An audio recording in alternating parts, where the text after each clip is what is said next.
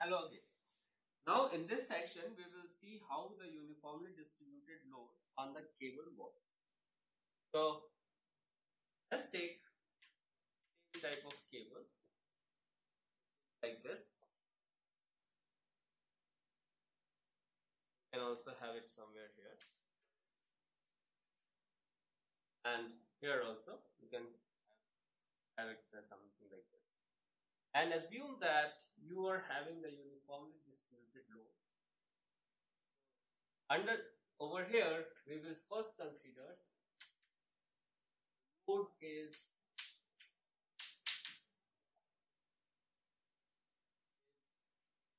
varying uniformly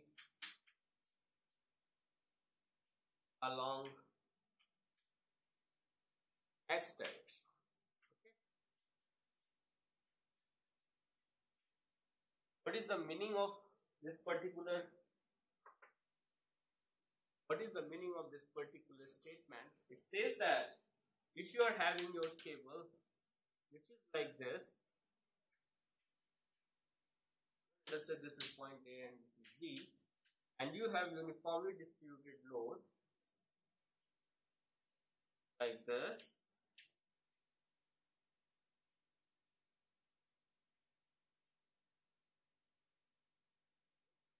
and we assume that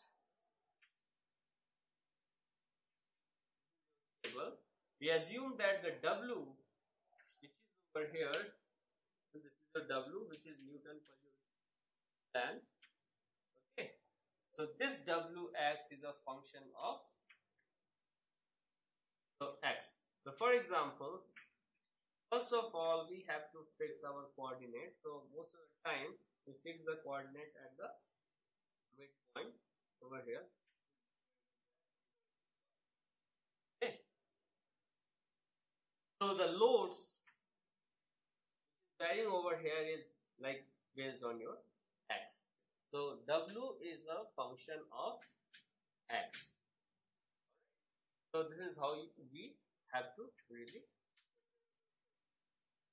So horizontal variation of this distributed load. So under this action, if we try to see, try to look at this particular point under the action of this distributed load, tension at the support which is at the higher level will be having more, and the tension in the cable at the support which is at the lower, it will be having lower than whatever exists here.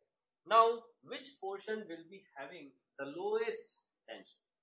That portion which is at the lowest point. It means that over here the tension will be minimum, over here the tension will be maximum. Try to take a section from O to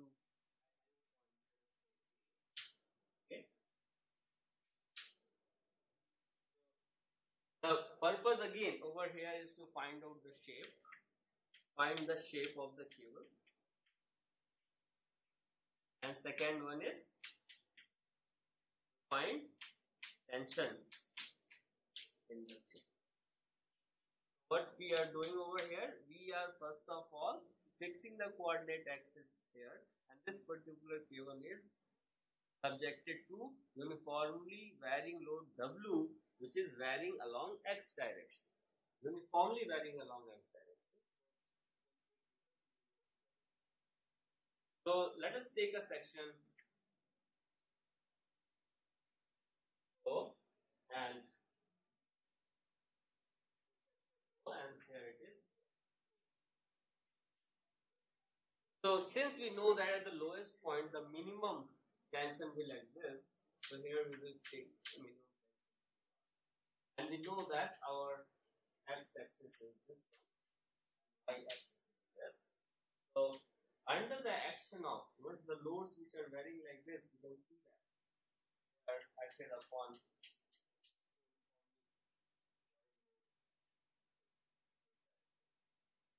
What will happen? We will take what will be the total load? The total load will be acting at the middle of this section.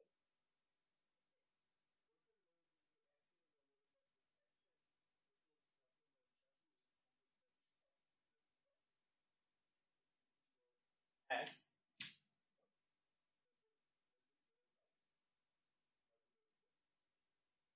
Let us say this is a small capital W will be given by W.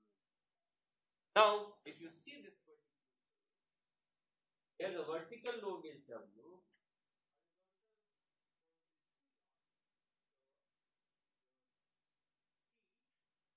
At any section which is located at distance x will form the equilibrium.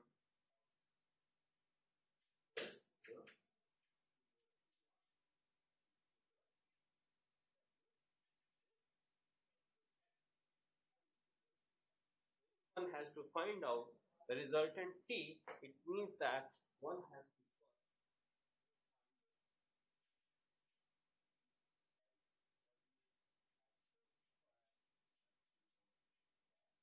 what will be the angle.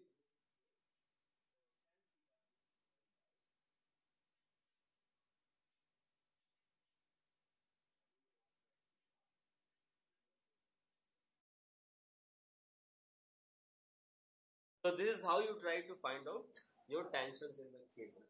Now, what is important over here is T naught is unknown. So, how to find that out? So it means that prior to applying this kind of the other thing is that we also don't know what is the shape of this particular cable under that. So we know that this tan theta given by Wx by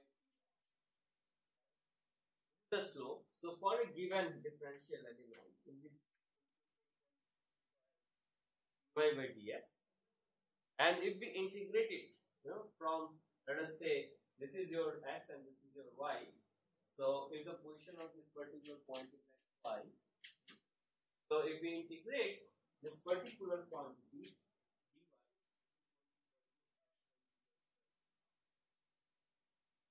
from 0 to y and from 0 to x, what it will give you y is equal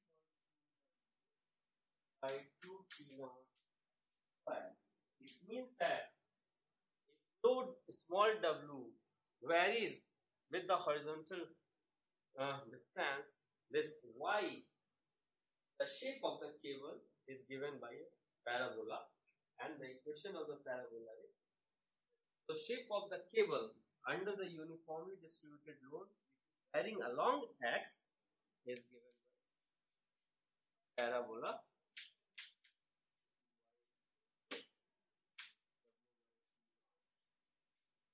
right? And the after you know y and x, you can find out the tension. So tension can be found by taking the moment about, let us say, at this point, find this particular tension. But because you know y, you know x, and the loads are given like this. So for example, let us say if I have to find out what I will be doing. So lowest tension can be found from here, but the lowest tension is the requirement. And to find the lowest tension, we will have to take a moment, let us say about point A. If you take, moment about point A, about, let's say, point A, if you take moment of T will be 0, of T naught,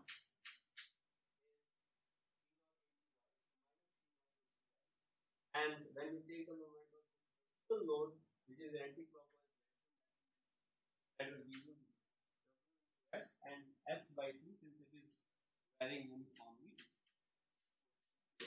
Now, since you know y, you know x, so your T naught will be simply T naught will be simply given by x square by 2y. Okay. So after finding this T naught, since x and y are known, so after finding this T naught, your so the meaning is that what will be then T? The T, interestingly, will come out as a function of all this, which is given by w into x square plus wx square by 2y tension in the cable at a given xy can be found from the formula, which is, and the shape of the cable will be, so it means that here P can be written as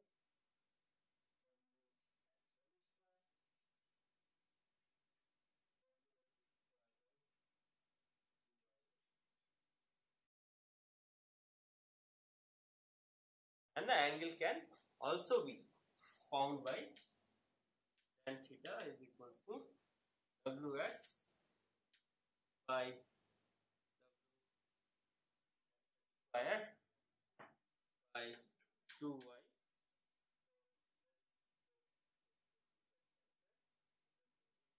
by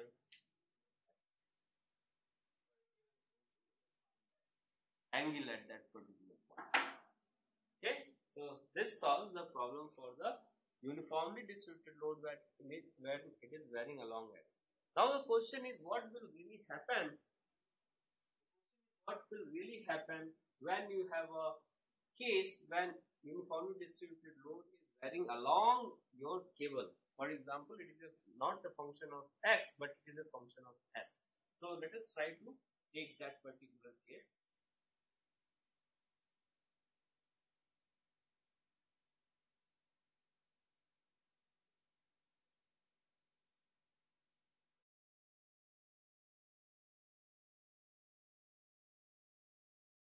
Case says that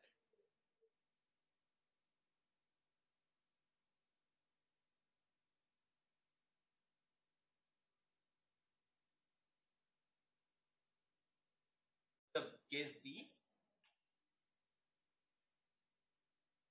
the load is varying uniformly along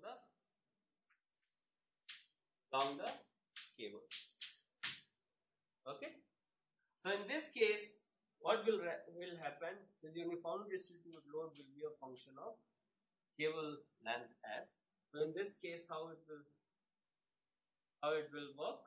So let us say how it works.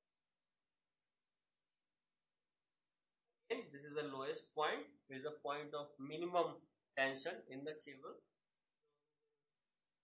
What we will do, first take the axis along this direction. Let us say this is your y and this is your x, and let's assume that this particular point is C. Okay, and the load which is distributed over here